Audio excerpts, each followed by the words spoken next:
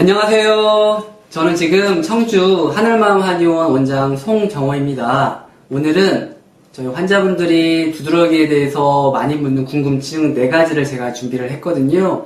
제가 한 가지 잘 짚어드리면서 설명을 잘 드리도록 하겠습니다. 첫 번째 질문은 환자분들이 보통 두드러기가 악화되는 계절이 있냐고 여쭤보는 경우가 많거든요. 그런데 그 만성 두드러기 같은 경우는 특별히 계절성보다는 먹는 음식이나 과도한 스트레스, 외부 자극이 큰 경우가 많아요. 그런데 특별히 이제 콜린성 두드러기 같은 건 그 과도한 열로 생기는 경우가 있기 때문에 조금 더 여름에 생기는 경우가 있고요. 그 다음에 한랭성 두드러기 같은 경우는 아무래도 추운 계절, 겨울이겠죠. 그럴 때 조금 더 심해지는 경향성은 있습니다. 하지만 일단 만성적인 두드러기는 계절성이 없는 경우도 참 많습니다. 방금 전에 이제 만성 두드러기에 대해서 어떤 말씀을 드렸는데요. 그래서 이번에 두 번째 질문은 만성 두드러기하고 급성 두드러기하고 구별하는 점에 대해서 설명을 좀 드리도록 하겠습니다.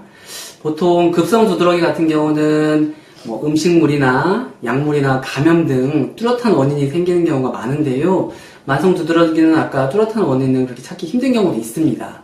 그래서 급성 두드러기와 만성 두드러기는 주로 유병 기간으로 구분하는 경우가 태반이에요. 그래서 급성 두드러기 같은 경우는 6주 이내, 발병된 지 6주 이내 생기는 걸 급성 두드러기라고 하고요.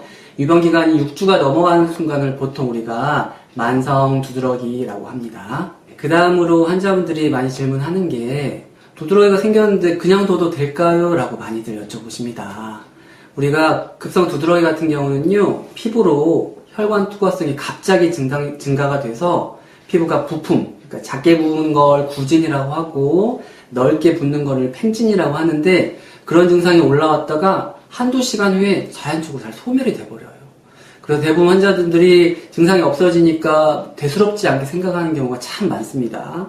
그런데 그런 급성 두드러기를 치료하지 않으면 2차적으로 아까 말씀드린 만성 두드러기나 좀 더 심부에 그런 맥관 부종 같은 게 생길 수 있거든요. 그래서 두드러기는 초기에 치료하는 게 아주 중요합니다. 그리고 이제 마지막으로 4번째 질문을 볼 텐데요. 두드러기가 갑자기 발병됐는데 어떻게 하면 좋을지 응급처치에 대해서 물어보는 경우가 또 참 많습니다.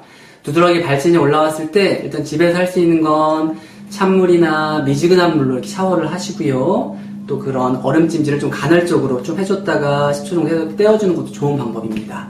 근데 보통 두드러기가 전신에 발병을 많이 하는데요. 간혹 기관지에 두드러기가 생기는 경우도 있습니다. 그러면 기관지에 두드러기가 생기면 갑자기 호흡곤란이 와서 응급실로 가야 되는 경우도 있어요. 그래서 그런 경우가 혹시 걱정되거나 우려가 되면 약국에 가면 항히스타민제라고 처방전 없이 살 수 있는 일반 의약품이 있습니다. 그리고 이렇게 항히스타민제를 응급처치를 하신 후에는 가까운 한의원이나 의원 등 병원에 가서 꼭 처치를 받는 게 되게 중요합니다. 잊지 마세요. 네, 제가 이렇게 두드러기에 많이 하는 4가지 질문을 말씀드렸는데요.